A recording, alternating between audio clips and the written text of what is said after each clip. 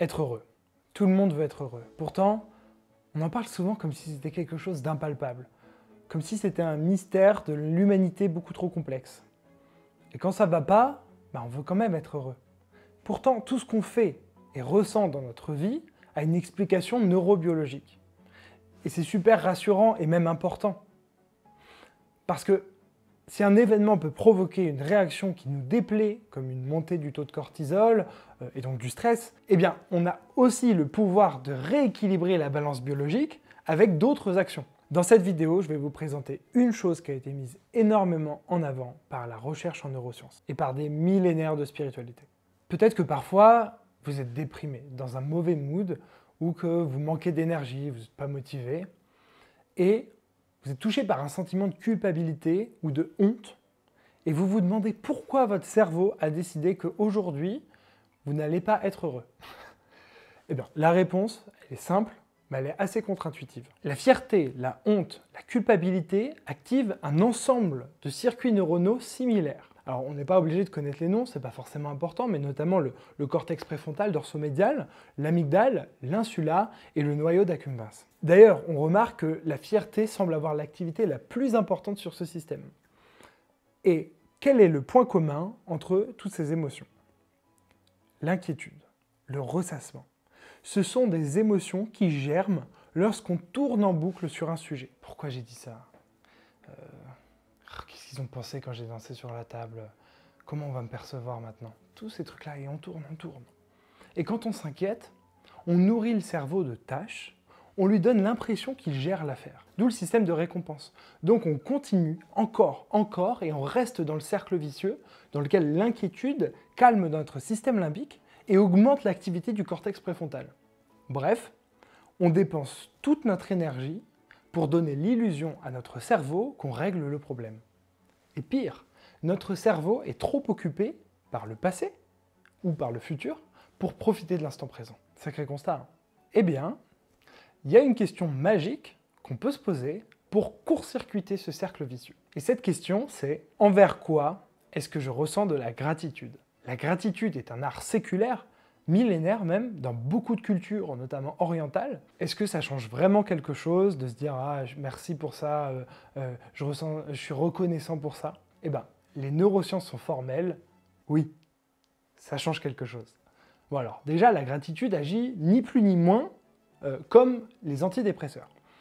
D'abord, en stimulant le tronc cérébral qui produit de la dopamine, donc la mise en action, qui provoque l'arrêt du ressassement, ainsi que l'action sociale de la dopamine qui rend nos relations aux autres qui sont un peu plus agréables. Et surtout, la gratitude va stimuler un autre neurotransmetteur, la sérotonine, communément appelée l'hormone du bonheur. Le simple fait d'aller chercher dans votre mémoire un élément pour lequel vous êtes reconnaissant va activer la mémoire sensorielle avec des images, des odeurs, des sons, des goûts, etc., qui vont instantanément augmenter la production de sérotonine dans le cortex cingulaire antérieur.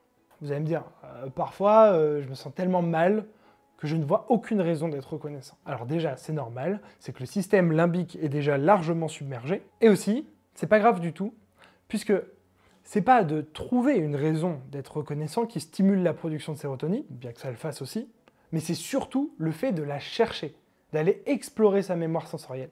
Se souvenir d'être reconnaissant n'est pas un détail, c'est une compétence majeure de l'intelligence émotionnelle, et une étude a montré qu'elle affectait carrément la densité de neurones dans le cortex préfrontal, ventromédial et latéral. Ce qui veut dire deux choses, que prendre le temps d'éprouver consciemment de la gratitude rend certaines zones du cerveau plus performantes, et dans l'autre sens que plus on améliore son intelligence émotionnelle, plus on ressent facilement de la gratitude. Et bien sûr, tout ça sans compter l'effet rétroactif de la gratitude dans nos rapports sociaux. Si je ressens plus facilement de la gratitude, je vais me comporter différemment et je vais exprimer plus de gratitude autour de moi. Donc mes proches vont être plus heureux et d'ailleurs certainement aussi plus reconnaissants. Bon, il reste un petit souci. Souvent, notamment quand on n'est pas forcément habitué à l'idée de penser à des choses pour lesquelles on ressent de la gratitude, ça ne nous traverse même pas l'esprit. Quand on va pas bien, on pense pas à penser à des choses pour lesquelles on est reconnaissant. Alors déjà, maintenant, là, on va faire un ancrage. Après avoir vu cette vidéo, je suis sûr que tu vas y penser beaucoup plus facilement la prochaine fois que tu commences à te sentir submergé par des émotions.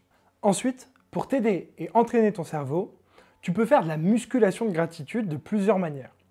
Alors déjà, il y a plusieurs techniques de méditation qui sont centrées sur la gratitude, dont la pleine conscience par exemple. J'en parlerai certainement dans une prochaine vidéo. Tu peux aussi tenir un journal de gratitude dans lequel tu peux écrire par exemple tous les matins ou tous les soirs les 3 choses pour lesquelles tu es reconnaissant dans ta journée ou dans ta vie. Un autre outil qui peut t'aider à court-circuiter le ressassement et à exprimer ta gratitude, c'est le process dialogue. C'est une méthode d'auto-coaching. Si tu veux en savoir plus, j'ai créé un workshop gratuit qui s'appelle Starting Process pour t'aider à être acteur ou actrice de ta vie au quotidien, dans lequel je te présente justement le process dialogue. Je te mets un lien épinglé en commentaire juste en dessous. Et j'espère que cette vidéo vous a convaincu de l'importance de la gratitude au quotidien. Dans la prochaine vidéo, je vais vous partager un autre outil qu'on peut utiliser au quotidien aussi, dès qu'on se sent mal. En tout cas, merci d'être.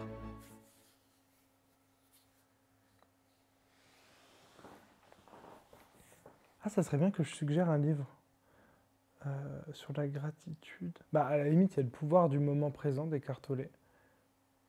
Ouais, c'est bien ça. Je vais parler de ça.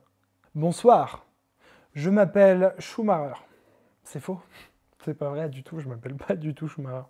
Mais alors, en plus, pas du tout, quoi. C'est même pas proche. Il n'y a pas une seule lettre s'il y a une lettre. Il y a 2 lettres, du coup. En même temps, il y a beaucoup de lettres dans Schumacher.